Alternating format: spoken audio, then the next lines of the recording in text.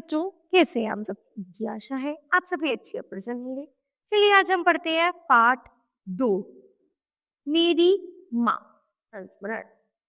11 वर्ष की उम्र में माता जी विवाह कर शाहजहांपुर आई थी।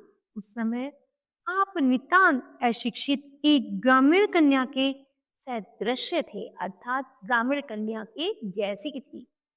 शाहजहांपुर आने के थोड़े दिनों बाद ही दादी ने अपनी छोटी बहन को बुला लिया। उन्होंने ही गृह कार्य में माता जी को शिक्षा दी।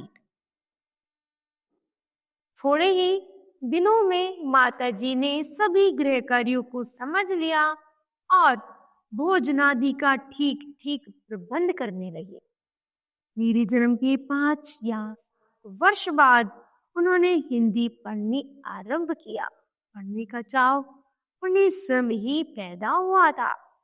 मोहल्ले की संग सहेली जो घर पर आ जाती थी, उन्हीं में जो शिक्षित थी, माता जी उनसे अक्षर बोध करते। इस प्रकार घर का सब काम कर चुकने के बाद जो कुछ समय मिल जाता, उसने पढ़ना लिखना करते।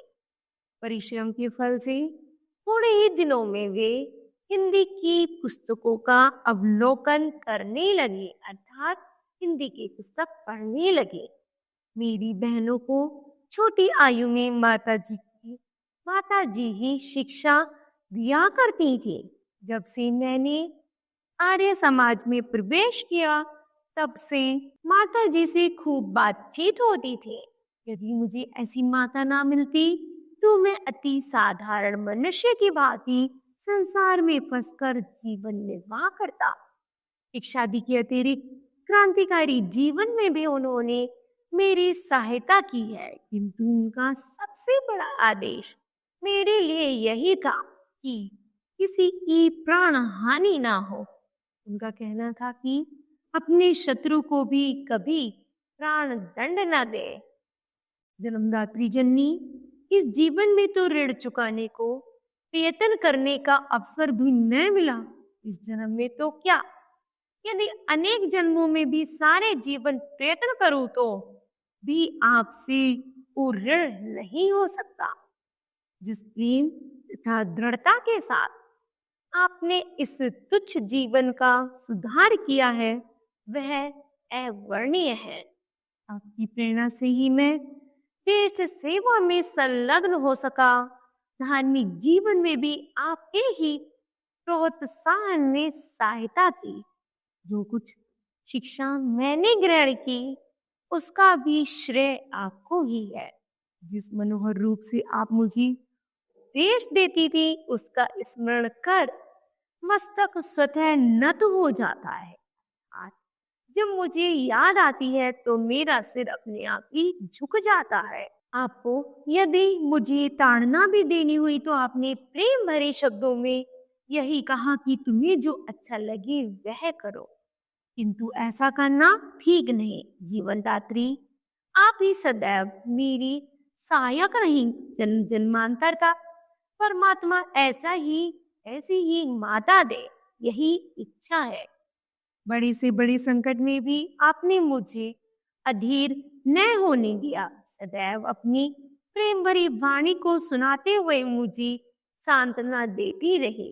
इस संसार में मेरी केवल यह इच्छा है कि एक बार श्रद्धा पूर्वक आपके चरणों की सेवा करके अपने जीवन को सफल बना लो, किंतु यह इच्छा पूर्ण होती नहीं दिखाई देती है। अब तो आपको मेरी मृत्यु का दुखद समाचार सुनाया जाएगा। माँ, मुझे विश्वास है आप यह समझकर धैर्य धारण करेंगी कि आपका पुत्र माताओं की माता भारत माता की सेवा में अपने जीवन को भेंट कर गया और उसने अपने कुल को कलंकित ना किया। अपनी प्रतिज्ञा में दृढ़ रहा। जब स्वाधीन भारत का इतिहास लिखा जाएगा तो उसके किसी पृष्ठ पर उज्जवल अक्षरों में भी आपका भी नाम लिखा होगा।